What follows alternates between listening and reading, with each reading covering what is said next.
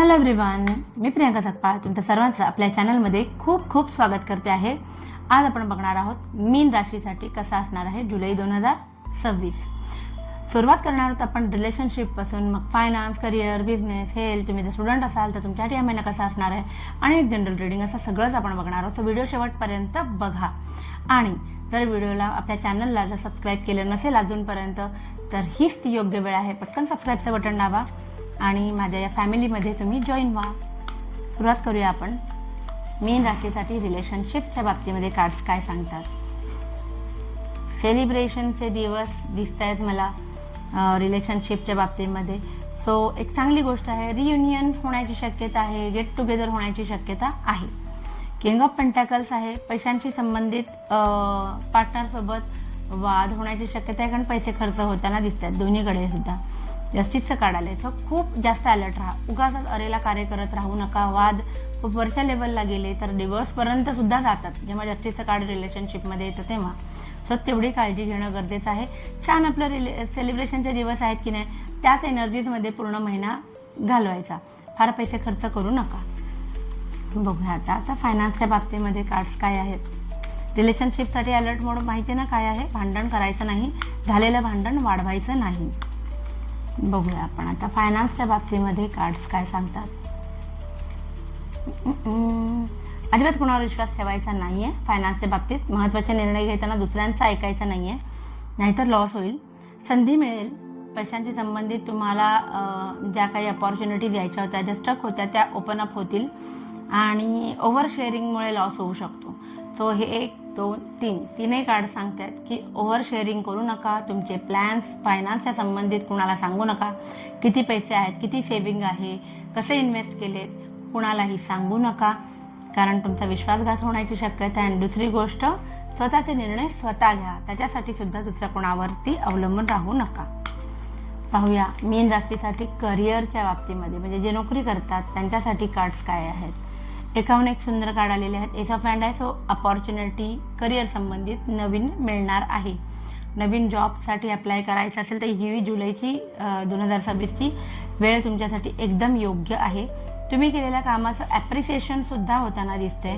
The high priestess आहे, again be diplomatic, over sharing करू नका आणि be ready to face any situation, in the sense की तुमचं काम चोख आहे ना, कोणी तुमच्याकडे बोट दाखवलं तर त्याचं प्रत्युत्तर करण्यासाठी तयार राहा, कारण तसं होताना मला दिसतंय। ठीक आहे, चांगली गोष्ट आहे। बिझनेसच्या बाबतीमध्ये काय, जे मीन राशीचे लोक आहेत बिझनेसमध्ये, त्यांच्यासाठी कार्ड्स काय सांगतात। जुने वाद संपुष्टात येणार आहेत, सुंदर पैसे येतील, नव्याने पैसे इन्व्हेस्ट करण्याकडे तुमचा कल असेल आयुष्य एन्जॉय करता करता। वडिलोपार्जित काय प्रॉपर्टी संबंधित निकाल वगैरे बाकी असेल किंवा चर्चा बाकी असेल तर जुलैमध्ये त्याच्यावरती चर्चा होईल आणि काहीतरी लाभ, अचानक लाभ होताना मला दिसत आहेत। पेज ऑफ स्वॉर्ड्स आहे बिझनेसमध्ये। सो ह्या महिना तुम्ही ना खूप जास्त स्ट्रेसमध्ये वगैरे घालवणार नाही। हॅपी गो लकी असे एनर्जीज दिसत आहेत, खूप जास्त स्ट्रेस घेणार नाही असं दिसतंय, सुंदर। पाहूया आपण आता हेल्थच्या बाबतीत कार्ड्स काय सांगतात मीन राशीसाठी। हेल्थमध्ये असंच मोठा काही प्रॉब्लेम नाही आहे, ब्लड रिलेटेड इश्यूज होऊ शकतात।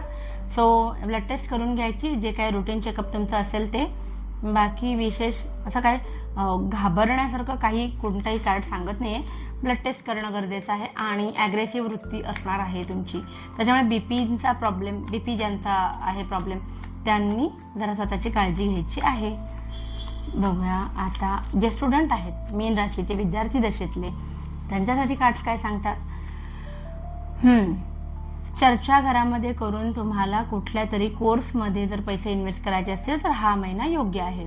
नवीन दूरदृष्टीने काहीतरी निर्णय घेणार आहात, काहीतरी नवीन शिकायचं आहे, त्यातून तुम्हाला स्वतःला ग्रो करायचं आहे, तर असा 1 जुलै आपला हा जुलै 2026 असणार आहे। घरातल्यांच्या परमिशन घ्या, घरातल्यांची चर्चा करा आणि नक्कीच ते तुम्हाला सपोर्ट करतील। आता बघूया एक जनरल रीडिंग।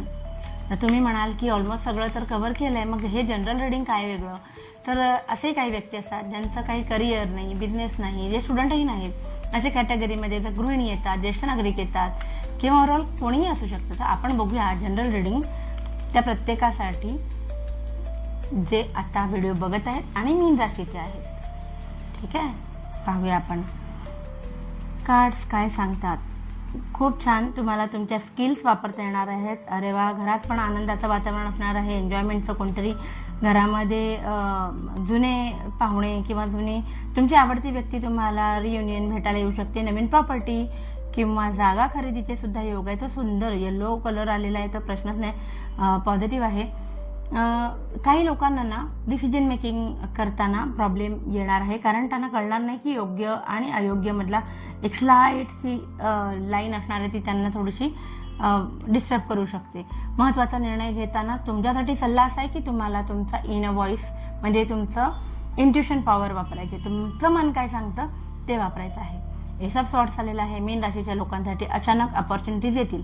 मग ते पैशांच्या बाबतीत असेल, त्यांची कुठली तरी पॅशन कंप्लीट करायच्या बाबतीत असेल, नोकरीच्या बाबतीत असेल, अपॉर्च्युनिटीज येताना दिसतात.